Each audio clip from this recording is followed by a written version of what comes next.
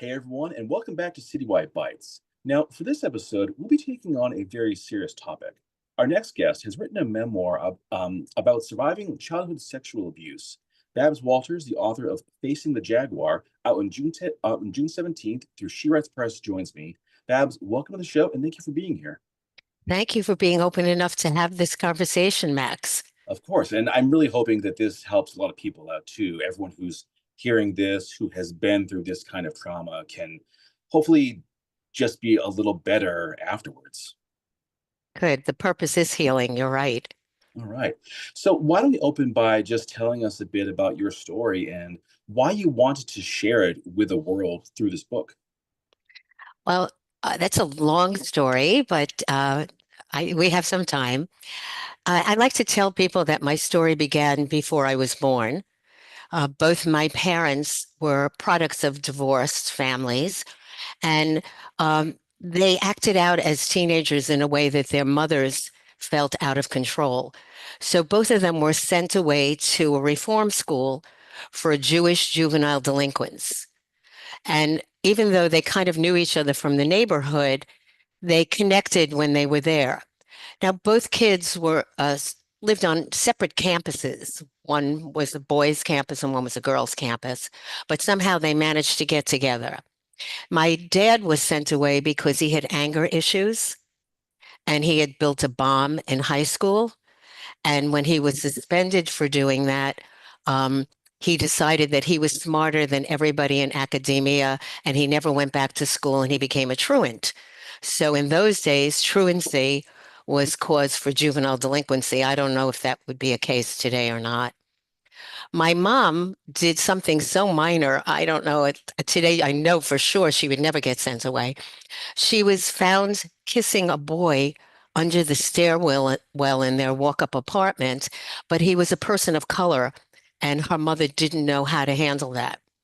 So here you have an angry kid and a promiscuous kid, supposedly. Somehow, even though they were on separate campuses, they managed to get pregnant.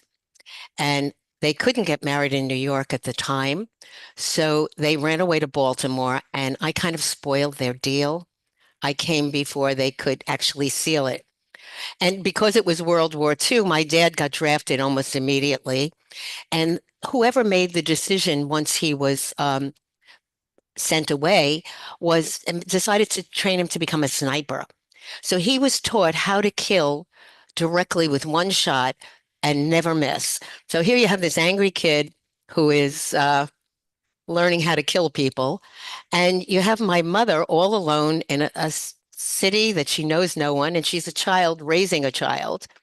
And what happens after a year and a half when my dad comes home? There's another man in the apartment with her. So this became their dance throughout their lives. They stayed married for 72 years, but you can see the pattern that was happening.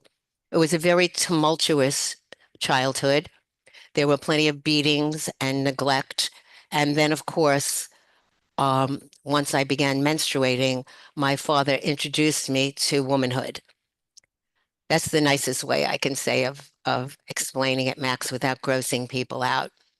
Now, I've learned in telling my story that most families have secrets, the kind of things that don't get discussed around the dinner table, the kinds of things that have a lot of shame and guilt tied into it. And my dad told me that if I ever shared our secret, that he would have to kill me. And when you're 11 years old and your dad has spent years beating you, and now he's hurting you in another way, at least I was terrified that he would really kill me.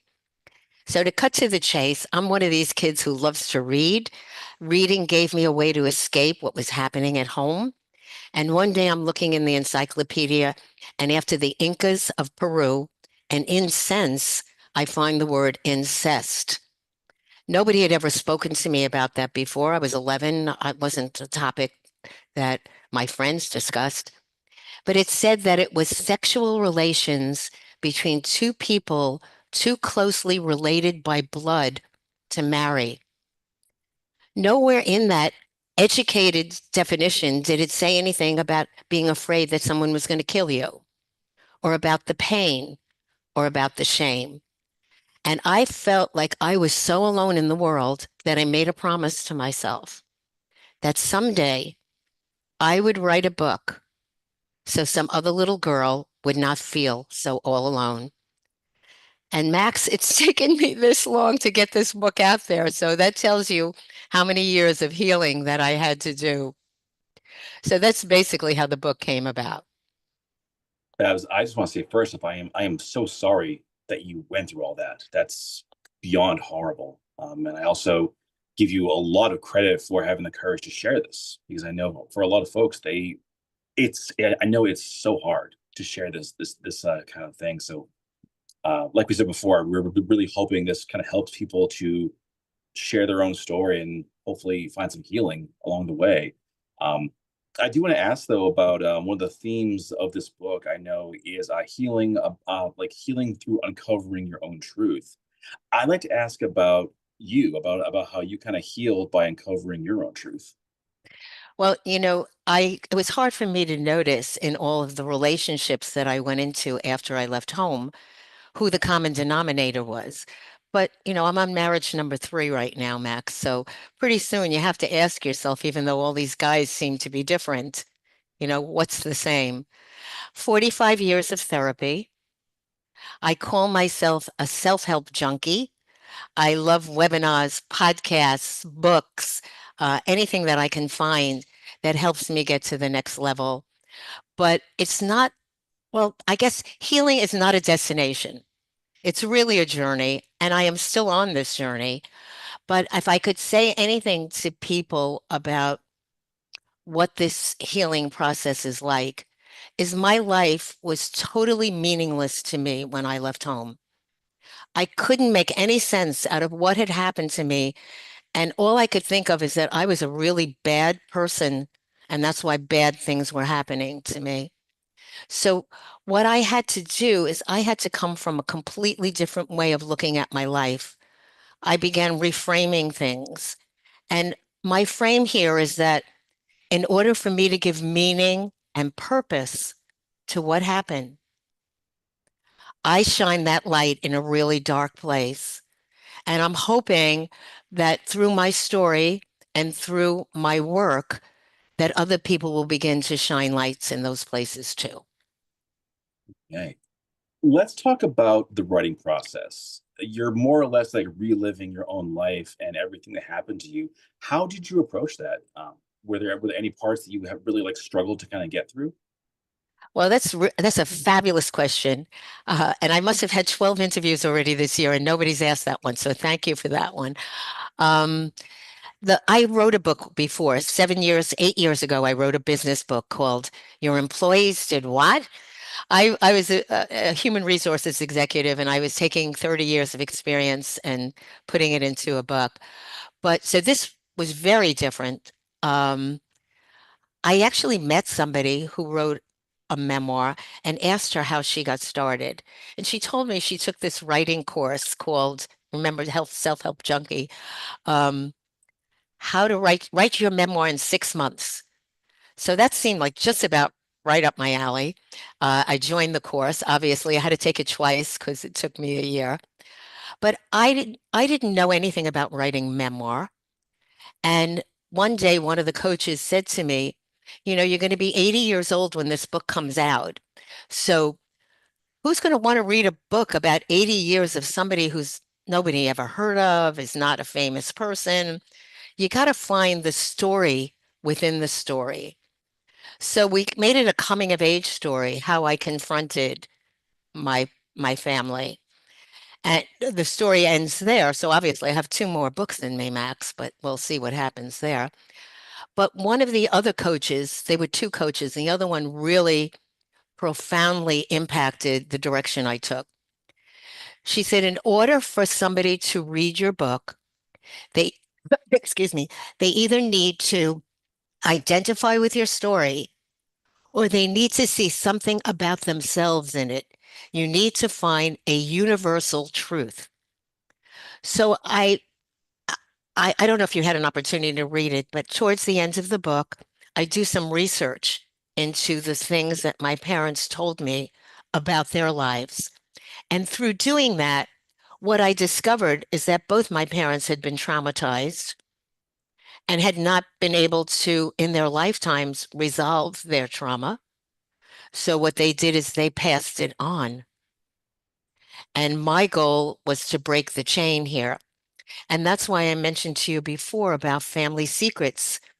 People keep those secrets, some of them are harmful and really prevent you from healing, cause a weight and a burden with more shame and guilt. So if I can help anybody start to open up and share their secrets, whatever it is, then we can leave the next generation a lot healthier than the one we came up in. I fully agree with that. Fully agree. Um, in the writing process, in doing this book, do you think you may have gotten a different or new perspective on your own life? That's a very good question. And I think about that almost daily, that I thought I was writing this book for the world. I thought, boy, this world is a mess. And if I could repair just my corner of it, then I'll be doing something useful with my life before it's over. But what's surprising to me is I continue to heal, that I find more and more grace. It's not possible for me to totally forgive my parents because they behaved very poorly, but I feel like if they were not connected to me and I had heard about them or met them, I would feel very differently about them. I would fully understand where they were and where they came from. Okay. I want to ask about the title of this book, but also the cover design because it's a very unique cover design. We have of course, a jaguar on the Mm. cover, and an old picture that I'm going to guess maybe your parents when they were younger.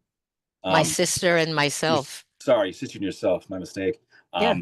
What went into deciding how to like design the cover, but also naming the book? Well, I have to say that my publisher knows what she's doing. Um, you didn't ask me this question, but my sister is not happy about the book. So um, we have decided to stay in our own lanes, both politically and about the book. We don't discuss it. But my original title for the book was Sorry, Sis, This Story Must Be Told. That was my original title.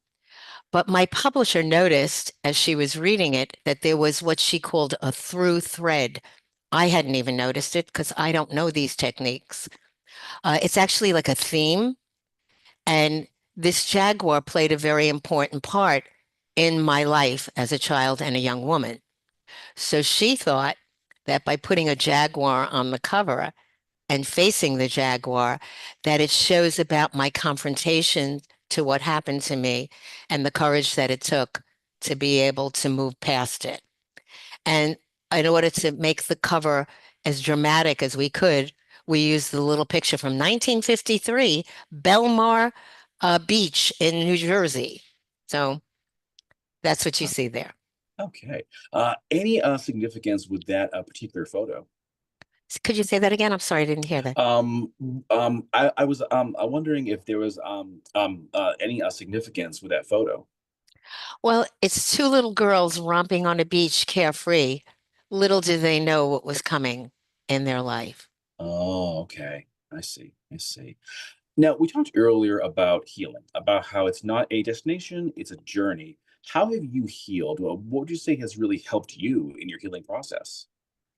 Well, I have to tell you that when I was in my 40s, one of my friends granted me a gift to NYU to take a novel writing course. And in order to get accepted into the course, you needed to submit 3 chapters and an outline. And of course, my writing was good enough to get in the course. But one day the professor pulled me aside and said to me, I think you need to go home. Here's why. Even War and Peace has some peace in it. Your book is just too painful. Nobody's going to read it. So that's where I was at that time. I had two remarkable therapists. They're both gone now, unfortunately. I do acknowledge them in the book. They were instrumental in doing some very unusual therapy. Even my publisher had said to me one day, that's what she did. Are you sure that's what she did? Are you making that up? Um, they were like ahead of the curve. You see, today in school, kids learn that nobody should touch my body in a way that makes me feel uncomfortable. If they do, I have people I can tell, and I can tell them to stop too. I can speak up for myself. But we're speaking generationally before any of this was out there. And you and I both know, Max, that statistically, the reported cases that we see of child sexual abuse are so underrepresented because most families don't share it. So to have two very advanced, avant-garde kind of therapists was huge, but I still had to do the work. And one of my favorite times in my childhood was going to school because it was safe in school. So I do the homework. When I get a self-help book and it says, you know, at the end of this chapter, answer these questions, write this in your journal, go take this action. I'm doing that. So one of the therapists called me a human doing instead of a human being. So, I mean, this is just my personality. So somewhere inside of me, I have some good genetics. I can't tell you where they came from or who they came from, but I have something special, and that's really what helped me keep pushing forward. Okay. Now, at the time of this recording, we're about like a week away from the release of the book. Um, Exactly. how are you feeling right now, knowing that the story is soon to be out there for the whole world to read? Well, I have to say it's scary. It is scary. But I've been doing a lot of radio shows, podcasts, and articles in the past 2 years, getting ready for the launch. And it is very rewarding to me when people come up to me afterwards or write to me afterwards and say, thank you. I needed someone to give me permission to do that. And on my website, I have two offerings for people who might have a secret that they need to get started working on. One is an anonymous Secret No More postcard, which we post anonymously without editing, by the way. And the other is a checklist, how to tell if you're ready to tell. And there are three different stages. Some people might just need to write it on a piece of paper, tear it up, and flush it down the toilet. Some people might be ready for help telling a friend or maybe writing a journal entry, but somebody might be ready to tell the world. And I just want to be that person that they could say, thank you for leading the way. So I have to keep reminding myself of that when I get scared. And the last thing is that there's a real difference between putting words on paper, writing your story, and reading it out loud to an audience. So I have to say that's the scariest part about the launch. I'm going to be doing readings. Wow. So I have to say my words in front of live people, but I am very grateful, really grateful, Max. I could cry because throughout my childhood, I couldn't find anybody to listen to me, anybody who could hear what was happening, or anybody who had the power to do anything about it. And now I've claimed the power and people are listening. So it's really very special. It's mixed emotions. I'll bet. I'll bet. Um, is there a message that you want to leave people with? What would that be? Well, as I told you, not only is my book coming out next week, I'm turning 80 next week. So my message is loud and proud and clear. It's not too late. I have some life left in me, and I want to go down using it all up to make sense out of what happened. Somebody said to me the other day, this is your mission. You know, maybe it is my mission. Maybe this is what I was getting ready for. Maybe all this healing was not so much about me, but about you and everybody who needs to hear this message. Exactly. All right. Well, of course, the last question to bring this thing to a close, Babs, is what is next for you? Will you be doing like a book tour? Do you think maybe there's another book coming down the road? Well, I have to tell you, husband number three, who calls himself my last husband, that's it. I'm your last. Um, he said, I don't know if our relationship can handle another book, although I do have two more. And he was joking. He would not get in my way. He's been a huge support. But my real objective is just to reach as many people as possible. So I do have a book tour. I will be accepting any speaking engagements that I can get. So I want to acknowledge you for that. It's not easy to listen to this, and it's not easy to read the book either, but the message is important. If we don't do something to stop it, it's just going to keep happening. Exactly. Exactly. Well, folks, that brings this episode to a close. Of course, you go to babswalters.com to learn more about this wonderful person.